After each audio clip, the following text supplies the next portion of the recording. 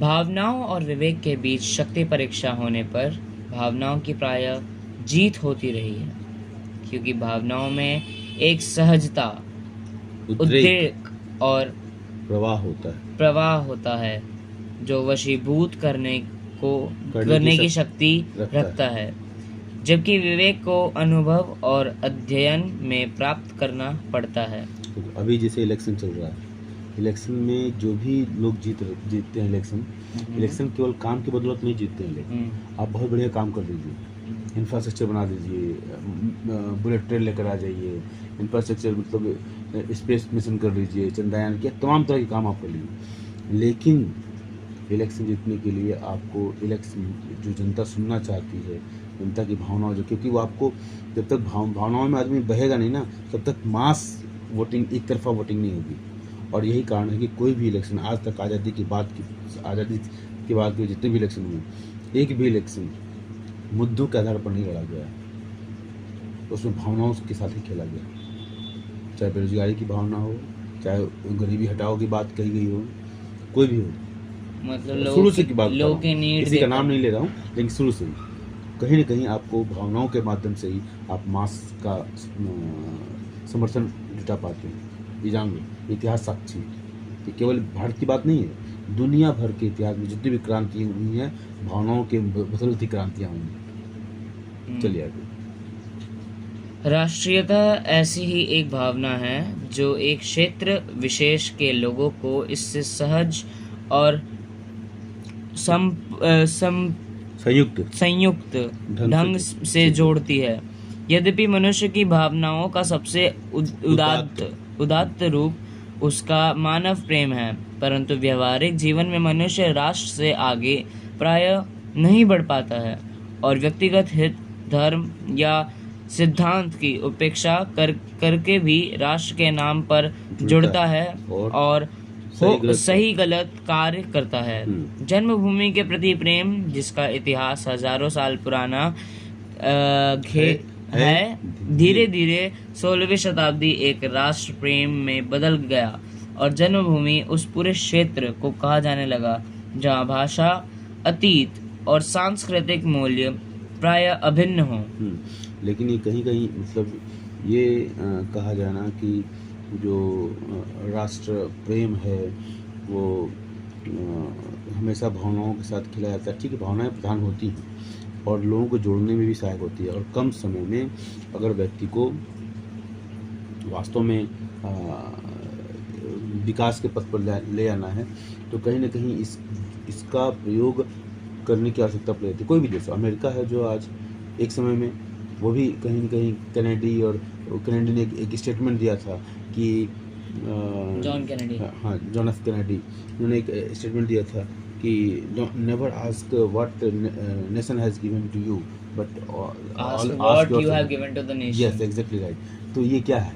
ये भी तो वही राष्ट्रवाद की बात हो रही है। जब लेनिन और वगैरह जब क्रांति हुई, उस क्रांति के दौर में, रशियन क्रांति के दौर में कितना अत्याचार हुआ, जार जो वहाँ जो राजा, तो वहाँ उन लोगों के परिवार के साथ और तमाम तरह के बात, या स्टालिन ने जो अत्याचार किया, जो भी, अब इसी यही कारण है कि रशियन रेवोल्यूशन का बहुत नाम लिया जाता है, लेकिन जब जनता जो है डेमोक्रेसी का स्वाद चखा जनता ने, तो लेनिन की मूर्ति भी, स्टैचू को मतलब तोड़ के गिराया गया, और तमाम तरह के स्टालिन और बहुत सारी चीज़ें जो इतिहास के पन्नों में दबा दी गई थी, अब वो चीज़ें उभर के आ रही हैं। तो ये समझ में आ रहा है कि जिस तरह हिटलर तो है ही है, बदनाम है, और क्या वो तो वास्तव में था भी, और उसी तरह स्टालिन भी उसी तरह का कैरेक्टर, डिक्टेटर था वो भी। लेनिन को हम उतना बड़ा नहीं मानते हैं, लेकिन स्टालिन तो उसी तरह था। हालांकि लेनिन ने भी उस क्रांति की थी। ट्रॉट्स्की को देखोगे, इतिहास जब पढ़ोगे तो ट्रॉट्स्की की भूमिका बहुत बड़ी थी। कोई विदेश में समर्थन हासिल करता है, लेनिन ने सत्ता को कब्जा कर लिया। खैर, जो भी उस पर विवाद, उस पर नहीं जाना चाहते हैं। तो मतलब कहने का मतलब है कि कहीं ना कहीं शॉर्ट स्पैन में बस ये देखना होता है जनता को उतना कि भावनाओं से उतना ही हम उपयोग करें जितना से देश और समाज को फैलाओ। भावनाएं अगर बहुत ज़्यादा हो जाएंगी और पावर एक व्यक्ति के अंदर आ जाएगा, तो वो कहीं ना कहीं व्यक्ति ऑटोक्रेटिक हो जाता है। जैसे क्लास में देखो, क्लास मॉनिटर है, अगर उसी के हाथ में सारा क्लास टीचर जो है दे दे पावर, तो मिसयूज कर सकता है ना, समझ रहे हो। तो वो चीज़ हमको देखना होगा, जो एक माइक्रो लेवल पर होता है वही चीज़ मैक्रो लेवल पर भी होता है ना, इस चीज़ का ध्यान रखना होगा। और यहाँ पर जनता की रेशनलिटी बहुत मायने रखती है। चलिए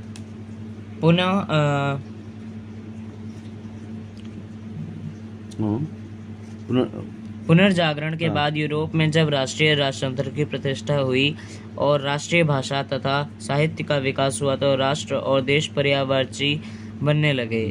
फ्रांस, इंग्लैंड और और पर एक बार यहाँ मैं कहना चाहूँगा कि जैसे कहता है नेशनलिज्म इन यूरोप है, तो जिस तरह से यूरोप में एक तरह की भाषा संस्कृतियाँ लगभग थी और लोग कहते हैं कि वहाँ की संस्कृति वहाँ की भाषा एक लेवल, और भारत में अगर हम नेशनलिज्म की बात करते हैं तो भारत में डाइवर्सिटी दिखाने का प्रयास किया जाता है, जबकि ऐसा है नहीं। भारत एक दूसरे से ज़्यादा नज़दीक है कंपेयर टू यूरोप से। यूरोप में प्रशा के नेतृत्व में एकीकरण हुआ था और एक ही भाषा के लोग वहाँ भी नहीं थे। अगर वहाँ के ज़्यादा डीप में अगर हम जाएँ, वहाँ के इतिहास को देखें तो वहाँ भी बहुत सारा डिवीज़न था, ठीक है। लेकिन भारत के नेशनलिज्म को कमज़ोर करने के लिए कहीं ना कहीं इस तरह की बातें उभारी जाती हैं कि डाइवर्सिटी, हालांकि भारत में डाइवर्सिटी नो डाउट, भारत में बहुत सारी भाषाएं हैं नो डाउट, लेकिन भारत में जो भाषाई विभिन्नता जरूर है, लेकिन सांस्कृतिक एकजुटता है। मतलब मसलन एग्जाम्पल के बात एक ही, बस नाम अलग। नहीं, मसलन एग्जाम्पल मैं देना चाहूँगा इसका कि जैसे मान लो कि एग्रीकल्चर फेस्टिवल की बात करो तो भारत में जो फेस्टिवल है नॉर्थ में मनाया जाता है, उसी तरह के फेस्टिवल साउथ में भी है। पोंगल, बिहू, जितने भी हैं ये सारे फेस्टिवल जो है क्या है, मकर संक्रांति, सब एग्रीकल्चर बेस्ड फेस्टिवल है। हाँ, नए फसल के आगमन पर मतलब एग्रीकल्चर को सेलिब्रेट करते हैं। हाँ, तो ये सारी क्या है, ये एकजुटता है। भारत में जो आर्यन और जो द्रविड़ का जो डिवाइड किया गया वो मैकाले, मैक्स मूलर, ये पूरी कॉन्स्पिरेसी है जिसके माध्यम से डिवाइड एंड रूल की जो पॉलिसी थी, तो उस पॉलिसी के तहत कि जब तक विदेशी ताकत यहाँ के लोगों में विभाजन नहीं क्रिएट करेगा, तब तक रूल नहीं कर सकता। तो एक मानसिकता है, इंपीरियलिस्ट मानसिकता ही होती है कि वो हम जहाँ जिस देश में गए उसको पॉलिटिकली डोमिनेट करो। डोमिनेट कैसे करोगे? धर्म के माध्यम से, संस्कृति के माध्यम से, सब कुछ इन्फ्लुएंस दिखाएगा। इसलिए रुडयार्ड किपलिंग जब कहते थे कि east and west is west, तो उसका मतलब यही था कि ईस्ट जो है, ईस्ट मतलब पिछड़ेपन की बात वो करते थे, अब यूरोप की सुपीरियरिटी की बात करते थे, वाइट रेसेस की सुपीरियरिटी की बात होती है, ठीक है। और नीचा देखा, ये चीज़ हर समय में होती रही है कि भारत की मानसिकता ये नहीं रही है। भारत की जो संस्कृति थी ऐसी थी कि हम बाहर गए भी तो ऐसा नहीं किया कि उसको हमने तलवार के बल पर लूटा या छूटा या लेके भागने वाली, क्योंकि प्रॉस्पेरस ये लैंड बहुत प्रॉस्पेरिटी से भरा हुआ था। इसलिए हम लोग एक्सटेंशन जो किए, लेकिन एक्सटेंशन करने के बाद भी हम लोगों ने वहाँ पर कंस्ट्रक्शन का काम किया, डिस्ट्रक्शन का काम नहीं किया। जैसे अब अगर अफगानिस्तान में देखो तो बामियान में भगवान बुद्ध की मूर्ति भी थी, हाँ, वहाँ कंस्ट्रक्शन किया हुआ था, फिर वो तालिबान ने तोड़ दिया, तो एक डिस्ट्रक्शन की बात होगी। इस तरह और दूसरे जगहों पर देखोगे, और हमारे यहाँ आक्रमण भी होने के कारण भी यही थे, ठीक है। तो इस तरह से जो इंपीरियलिस्ट जो मानसिकता थी जो यूरोप में, कोई पुनर्जागरण उसका बहुत बड़ा कारण था। पुनर्जागरण हुआ तो पुनर्जागरण की वजह से औद्योगिक क्रांति हुई, औद्योगिक क्रांति की वजह से उसको रॉ मटेरियल की जरूरत थी, रॉ मटेरियल की जरूरत थी तो वो नए देशों को, नए क्षेत्रों को एक्सप्लोर करना चाहते थे, इम्पोर्ट एक्सपोर्ट का, ठीक है। और उसके लिए उन्होंने बहुत सारे टूल्स अपनाए, चाहे कन्वर्जन का, धार्मिक जो धर्मांतरण का, या तमाम तरह के जो प्रकल्प होते हैं वो उसको स्टार्ट किया गया ताकि वो अपने उस नेशनल नीड्स को पूरा कर सकें। तो थोड़ा सा विस्तार हो गया, चलिए आपको। फ्रांस, इंग्लैंड और स्पेन जैसे देशों ने इस क्षेत्र में पहल की। फ्रांस के राज्य क्रांति ने राष्ट्रवाद को न केवल सफल बल्कि गरिमामय नेशनलिज्म जो है ना, बास्टिले का जो फोर्ट था उस पर अटैक किया, इसका जो रिवोल्यूशन हुआ ना, उसी रिवोल्यूशन की बात हो रही है, राज्य क्रांति इसको कहते हैं, ठीक है। गरिमामय भी बनाया। नेपोलियन ने इसके सहारे शक्ति अर्जित की और सारे यूरोप में विजय दुदुम्बी बजाई। विजय पता नगाड़ा मतलब दुदुम्बी, हाँ, मतलब उसके थोड़ा शो ऑफ, उसकी बात हर जगह चर्चा का विषय बन गया। अच्छा। हाँ। लेकिन जो फ्रांस के लिए सच था वह अन्यों के लिए भी सच था। धीरे धीरे यूरोप के अन्य क्षेत्रों में भी राष्ट्रीय चेतना सबल होने लगी और नेपोलियन के विरुद्ध अन्य राष्ट्रों ने संघर्ष छेड़कर उसका पतन अनिवार्य बना दिया। जिन क्षेत्रों में राष्ट्रीय तो कहीं न चेतना, कहीं नेपोलियन से डर होने लगा कि ऐसे यहाँ जो करा तो- हार्बिंगर्स ऑफ लिबर्टी की बात होती है, जिन क्षेत्रों में राष्ट्रीय चेतना का उस काल में प्रसार हुआ, उनमें इटली और जर्मनी प्रमुख थे। मध्य युग के बाद ही कृषि, व्यवसाय और उद्योग में विकास और पूंजीपति मतलब कैपिटलिस्ट की सामाजिक शक्ति में वृद्धि के परिणाम स्वरूप विभाजित और उत्पीड़ित राष्ट्रों में एकता और स्वतंत्रता की मांग बढ़ने लगी। इस अध्याय में हम उस विकास क्रम का अध्ययन करेंगे जिसके कारण एकीकरण संपन्न देखो हुआ। अब इसमें इस बात का कैसे स्टार्टिंग हुआ है ना, क्या क्या पढ़ना है हमको, उसमें क्या क्या पढ़ेंगे, ठीक है, कि राष्ट्रीय एकता और स्वतंत्रता की मांग बढ़ने लगी। और इस अध्याय में हम उस विकास क्रम का मतलब कैसे कैसे घटनाएं हुई हैं और किन किन घटनाओं ने एक चेन बनाया है और जिसकी वजह से एकीकरण जो यूनिफिकेशन संभव हुआ, मतलब एकदम लाइन वाइज तो स्टेप्स बाय स्टेप्स टोटलिटी में इस चीज को देखा जाए। चलो इटली का एकीकरण, यूनिफिकेशन ऑफ इटली आ गया ना तुम्हारा टॉपिक। हाँ, मेटरनिक इटली को एक भौगोलिक अभिव्यक्ति कहा ज्योग्राफिकल एक्सप्रेशंस ना, एक ज्योग्राफिकल मतलब एक बाउंड्री है ना। और यह सत्य भी था कि 19वीं शताब्दी के प्रारंभ में इटली नाम का कोई देश नहीं था, पर यह भी सही है कि इस समय इटली भारत की तरह भौगोलिक दृष्टि से भी सुपरिभाषित इकाई था। उत्तर में आल्प्स पर्वत और तीन तरफ से सागरों से घिरा यूरोप के मध्य दक्षिण में स्थित यह प्राय द्वीप पूर्णतः सुरक्षित था। देखो कंपेयर करो भारत की तरफ भौगोलिक दृष्टि से उत्तर में हिमालय, एल्प्स, हाँ, इंडिया में तीन तरफ से पेनिनसुला इंडिया। इटली को ऐसे डिफाइन मतलब कंपैरेटिव देखो, सेम है ऑलमोस्ट। मजा आया? ये किताबों में, तुम्हारी किताबों में नहीं लिखा होगा, एक्सप्लेन नहीं है, बस डायरेक्ट वो पॉइंट टू पॉइंट लिखा हुआ है, इस तरीके से नहीं लिखा हुआ। चलो आगे बढ़ो। इतना ही नहीं, यह सांस्कृतिक एकता भी मौजूद थी जो इटली को एक जीवंत नाम बनाए रखती थी। भले ही यूरोप में राजनीतिक दृष्टि से इटली का कोई विशेष अस्तित्व न रहा हो, इटली को जोड़ने वाले तत्व बहुत थे। So many factors are there which unites Italy, ठीक है। सबसे पहले तो इटली का समृद्ध और गरिमामय प्राचीन इतिहास था।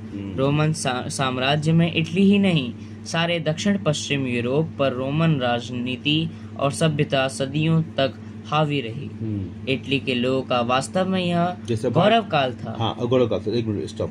अभी देखो भारत में जो परंपराएं थी, मौर्य काल देख लो, है ना, भगवान बुद्ध, महावीर, और उस समय की जो संस्कृति थी, गोल्डन एरा, वेदों का जो परचम लहराया हुआ था, आयुर्वेद का ज्ञान, है ना, ये सब चीज़ें क्या है। अगर भारत के गौरवशाली इतिहास को बात करो तो पूरे मतलब इसके टक्कर में केवल एक ही है, जो सुकरात, प्लेटो, ऐसे जो लोग थे ना, वो काल ना बहुत ही गर्मामय इतिहास दिखाई देता है भारत का, है ना। चाणक्य जैसे शिक्षक हों, है ना, भर्तृहरि जैसे कवि हों, है ना, कालिदास, है ना, तमाम तरह की चीजें हैं, विद्वानों का एरा, एक पूरी श्रृंखला है।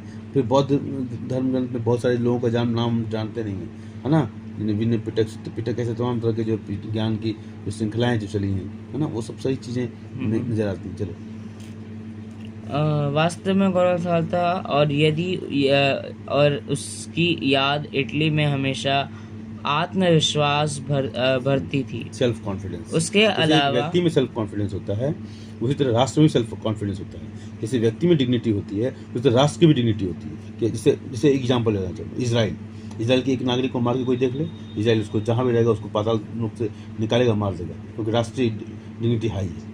सिटीजन्स को प्रोटेक्ट करना। हाँ, जैसे एक अच्छा बच्चा है, वो अगर उसको कोई टीचर डांट देता है उसको बुरा लगता है, ठीक है ना। वही जो है बच्चा नहीं होमवर्क नहीं करता है, क्लास वर्क नहीं करता, उसको कोई फर्क नहीं पड़ता है ना, क्योंकि उसके अपनी डिग्निटी मार ली है। एक छोटा देखो, कई जो घर में देखो जो डॉगी होते हैं उनको रोटी फेंक दो तो नहीं खाएंगे, लेकिन उनके प्रॉपर प्लेट में तो खा लेते हैं। अगर वीडियो में भी देखा होगा अपने यूट्यूब में, रील्स में, हर जगह दिखाई देते हैं इस तरह की चीज़ें। ये क्या है? डिग्निटी है, रिस्पेक्ट। ये डिग्निटी पशु पक्षी जितने भी है ना, लिविंग ऑर्गेनिज्म सब में होती है डिग्निटी, और होनी चाहिए। इस राष्ट्र की भी डिग्निटी है। इसलिए हम डॉक्टर अम्बेडकर की बहुत बड़ी इज्जत करते हैं। उन्होंने डिग्निटी वर्ड को समझाने में बोला, डिग्निटी ऑफ ह्यूमन। दलित जो हैं वो दलित हैं, भले ही दलित हैं, लेकिन उनकी डिग्निटी होनी चाहिए, हर व्यक्ति की डिग्निटी होनी चाहिए। और गरीब होना और दलित हो जाना एक सर्कमस्टांसेज है, उससे निजात दिलाना पूरे समाज का कर्तव्य होना चाहिए। और जब समाज इस बात को नहीं देखता तो समाज विखंडित होता है, जो कि ओम प्रकाश वाल्मीकि के बुक में भी लिखी है mentioned। हाँ।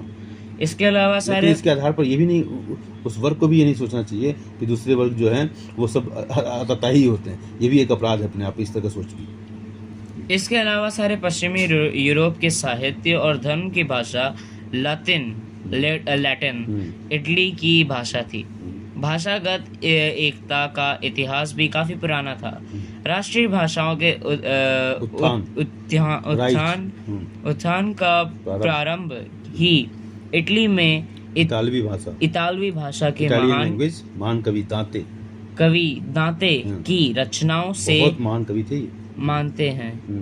भाषा के बाद यदि किसी नाम पर लोग जुड़ते हैं तो वो धर्म है। ठीक है, इटली में धर्म भाषा के नाम पर है ना, कि द्रविडियन भाषा, तमिलियन भाषा और सारे नॉर्थ इंडियन से किया जाए, है ना, कंपैरिजन, मतलब उनको सेग्रीगेट किया जाए, फिर लड़ाई हो जाए, है ना। इस तरह बिहारी भाषा, यूपी की भाषा, ब्रज भाषा, कोई भी भाषा, एग्जाम्पल मैंने लिया, तो इस तरह से भाषा के नाम पर लोग यूनाइट हो जाते हैं। जैसे आप ही अरे भोजपुरी अच्छा तो इस तरह की फीलिंग आ जाती है। स्तर पर भी एकता थी, क्योंकि इसका कारण है, कारण नहीं कि आदमी हमेशा जो है विभाजनकारी ही सोच आदमी के व्यक्ति को, ऐसा कुछ नहीं है। इसका कारण होता है कि आदमी को अपनी फीलिंग को एक्सप्रेस करने वाला कोई आसान तरीका मिल जाता है।